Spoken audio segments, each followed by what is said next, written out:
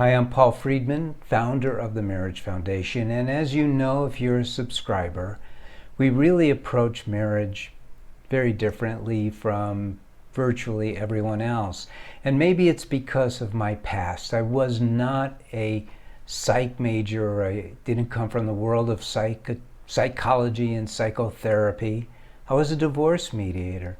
And then I had some clients who asked me to help them. They'd gone through couples counseling and it didn't work.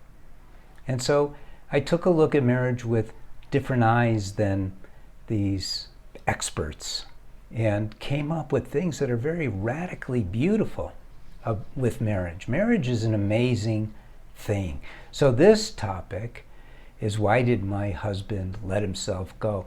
And with what I discovered about marriage, there are two sides to this.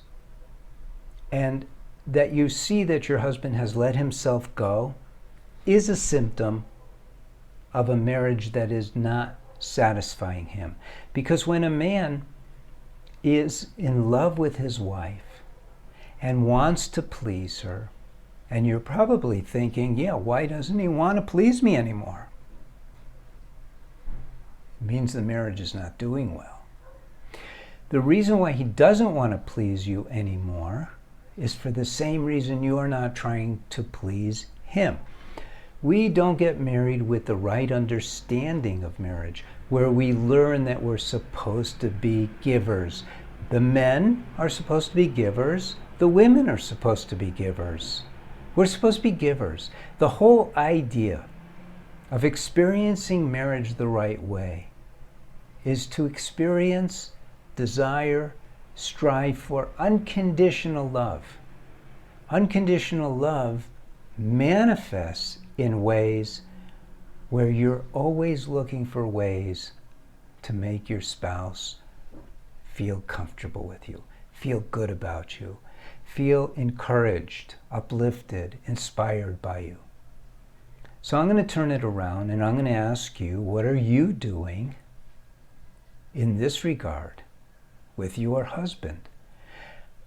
Or are you just leading day-to-day life and going, well, I didn't do anything wrong? Because it takes more than not doing something wrong. You know, when we drive a car and we get into an accident, we point to doing something wrong. Someone did something wrong, and that's why there's an accident. I'm not talking about if a tire blows out or something like that. Which means that the rest of the time you're still doing, but you're doing it right.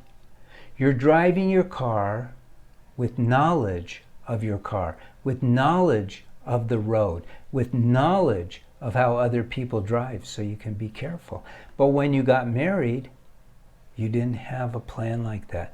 You didn't have an idea that that's what it takes.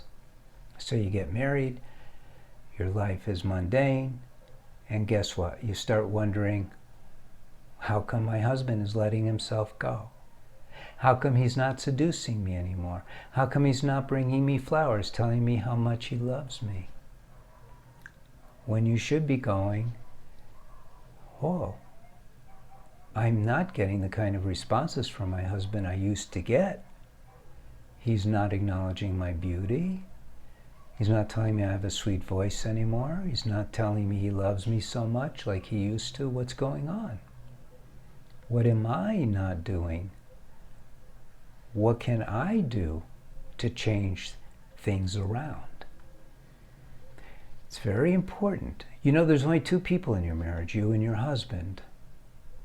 You can't have him doing his part. You only can work on you doing your part. And that's a reality of life. We live in a cause and effect world. Everything has a mechanical component. If your husband is not being positively responsive to you, inevitably we would find that you're not being that way to him. And so him letting you go is just another way of him not being there for you, because from his point of view, you're not there for him.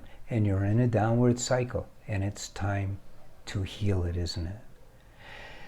My name is Paul Friedman. I founded the Marriage Foundation. I hope you like this video. Hope it's of use to you and you start to see marriage a little bit differently. So subscribe. God bless you. Thank you and take care.